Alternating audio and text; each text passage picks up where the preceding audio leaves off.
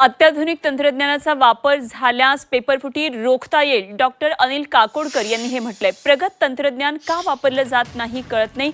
Education करायचंय, business ठरवावा लागेल असं त्यांनी म्हटलंय.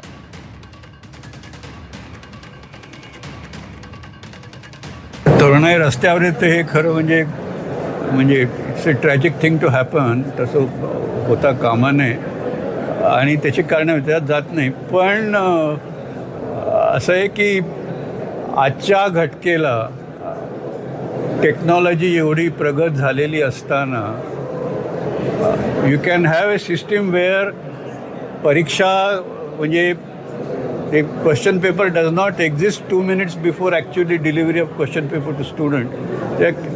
तर मग ते पेपर लीकचा प्रश्नच येत नाही. आणि अशी टेक्नॉलॉजी शक्य आहे, पण ते का होत नाही.